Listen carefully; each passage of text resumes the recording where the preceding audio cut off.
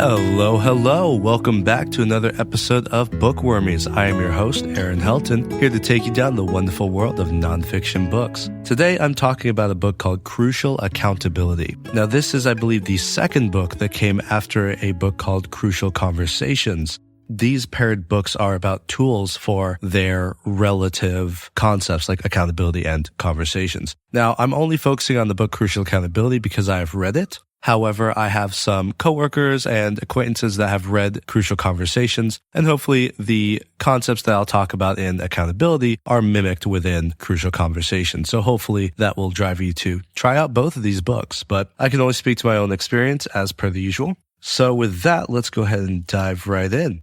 The concept of crucial accountability, first and foremost, when we talk about business or even in personal life, the concept of being accountable. Now, I recently spoke of a book, A Failure of Nerve, that spoke of kind of a need for more self-accountability as we have kind of overcorrected as a society towards over-empathizing, which inherently empathy is not bad, but any strength taken to an extreme could become a weakness. So that's why too much accountability becomes micromanaging and hierarchical and damaging in that sense. Whereas the opposite, of course, like we talked about in that episode, over-empathizing can lead to a lack of stepping up, so to speak. And so talking about crucial accountability here, the main things that I take away from this book, it's about 260-ish pages or so. And the main things I take away from this book are just how many tools are actually within it. You know, we talk about accountability and a lot of times it's let's just own up to whatever it is that's going on. However, there are a lot of factors that go into owning up. That's why let me take a step back. When I mentioned like over accountable, when there's a surplus of accountability in like a business, so to speak, it's everybody's being micromanaged. There's too much, right? And there's no psychological safety. And so when it comes to accountability, there's aspects of, okay, I need to feel safe enough owning my mistake or owning something that had happened. And then there also needs to be a shared reality of, okay, here's what really happened, or at least what we kind of agree on was the issue. Because it could be a systems issue, you know, taking for instance, a factory, you know, if a machine messes up, well, is that the fault of the person or the machine? Well, is it the maintenance person that should have watched the machine? Is it a freak accident? What actually happened? So how do we form accountability around that instance? And so when I think of that, I also think with the psychological safety side, there's also the relationship. Where are we moving forward? Where are we going from here? What are the expectations for follow-up with this form of accountability? So one thing I really enjoy about this book, and by the way, this thing, I have so many tabs into this book, it looks like a porcupine, let me tell you. But one of the interesting concepts that I really enjoy is on page 60. It says, consider the 6 sources of influence. And it has a bit of a Punnett square. If you're familiar with a Punnett square, that is from your science class when they had the tall plants and the small plants or short plants. And they talked about the genes of if 2 tall parents have a child plant, it will likely be tall. If 2 small plants have a child plant, it will likely be small. And it was talking about that. And so a Punnett square is we have motivation and ability at the very top. So top, we have a motivation and then we have ability. On the left columns for the rows, rather, so the columns are motivation, 1, 2, 3, ability, 1, 2, 3. And then we have on the rows, personal, social, and structural. And so reading this out from top left to bottom right, the 6 sources of influence are personal. It is want to under personal and motivation, and then can do under personal and ability. Second, we have social. It is peer pressure under motivation and social. And then we have help from others under ability and social. And then finally, for structural and motivation, we have carrots and sticks under motivation and structural. And then we have structures, environments, and tools under ability and structural. So this is a lot to basically say there are a lot of factors when you're considering accountability, such as the want to do something, which is the motivation to follow up and be accountable. Then there's the ability. Are they able to take accountability? Plus, are they able to follow up or change or grow based on something? Using that example of the machine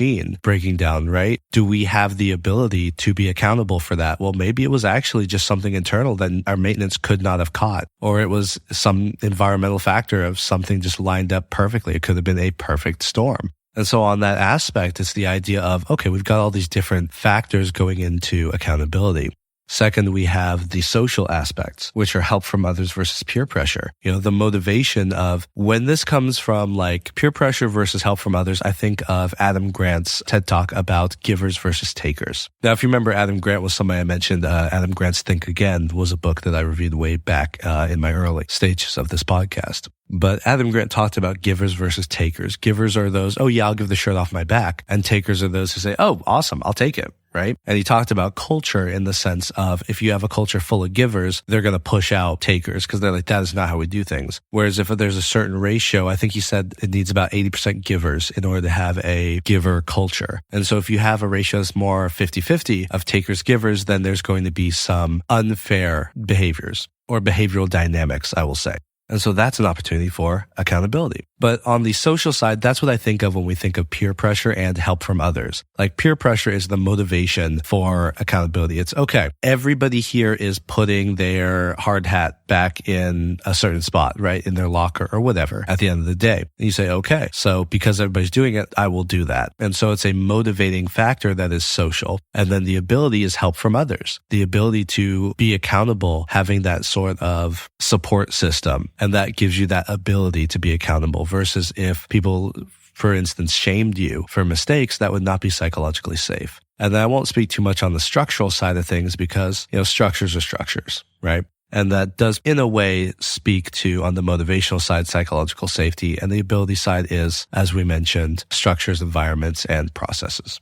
So another thing that I enjoy about this book, similar to other books I've reviewed in the past, I really enjoy the aspect of the key points being at the end of the chapters. So especially for somebody like me, when there are books like this that are educational or have so many tools within them, it's very helpful to look back and say, oh man, I really appreciate that I can just get the snippets at the end of each chapter, because in that sense, I'm now able to reread these books more efficiently. And especially if you're like me and you have tabs and highlights and stickers and folded dog-eared pages and your book really definitely looks red.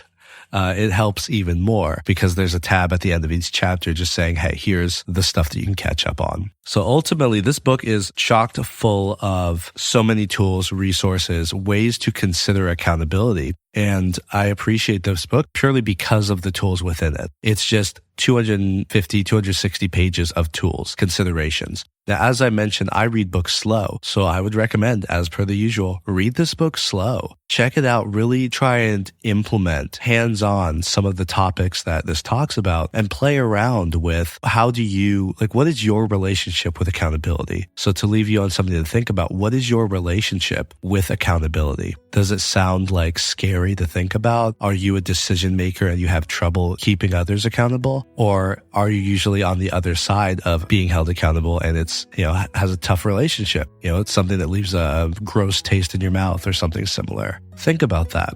But as per usual, thank you so much for stopping by and diving into the wonderful world of nonfiction books. As always, I am your host, Aaron Helton, and I will see you next time. Thank you.